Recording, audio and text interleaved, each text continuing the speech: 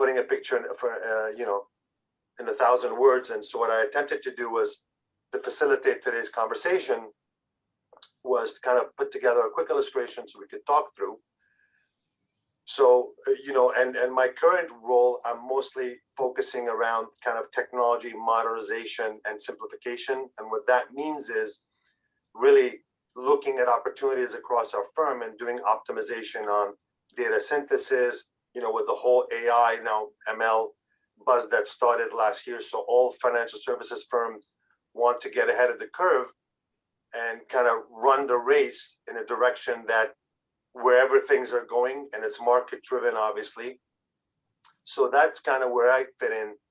And the reason why I'm so excited about the whole C-suite opportunity, because for enterprise level firms, which is where my background stems for almost 30 years, this is an area where, the C-level suite executives, which I serve, and I'm a CBT, which is a chief business technologist. So I report into the CTO, where they don't understand the need of what they need, because, traditionally, even firms still today utilize, believe it or not, local SharePoint sites, Excel sheets, emailing Excel sheets of information.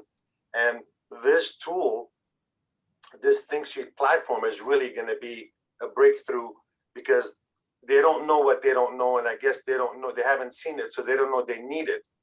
It's sort of like the whole smartphone evolution that started, right? Nobody really thought that they really needed a smartphone, and they were going to become reliant on a smartphone. But here we are today. We cannot leave our house without the smartphone. Let's point the arrow to the middle. Let's focus in the center, because everything really, in my mind, starts with the one pager and ends with the one pager. And just to describe the complexity of the whole CEO, C-level executive platform, in mid-sized firms, as there's only one CEO, there's one CEO, there's one CIO, there's one of each. And in a larger companies, there's many of each. And what happens is there are dedicated folks at the C-level executives.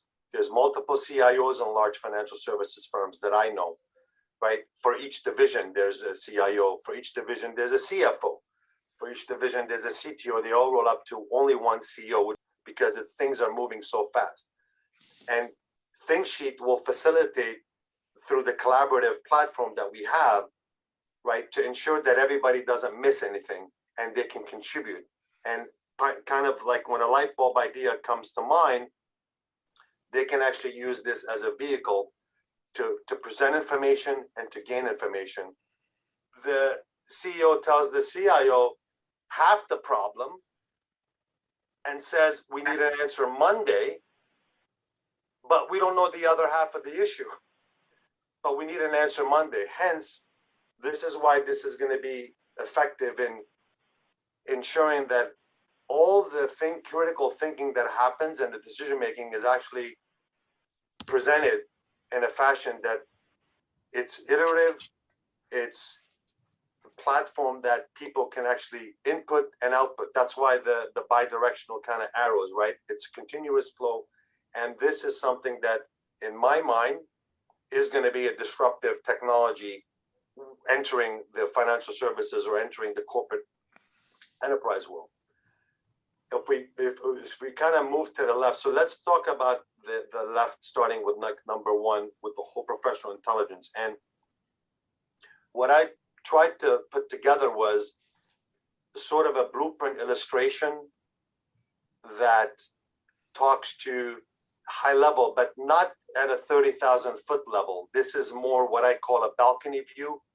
When somebody presents a 30,000 foot level slide, some of the things are unknown.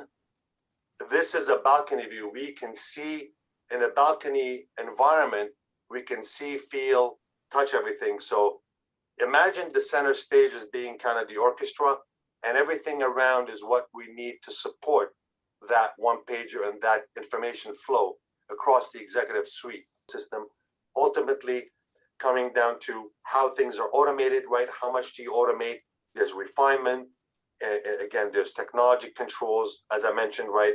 who has access to what, who can see what.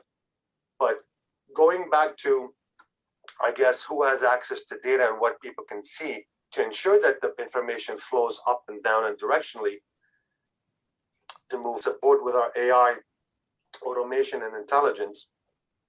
And then, sort of imagine like an arc flow where it's kind of cyclical, where, Bill talked about the curation. So this is iterative.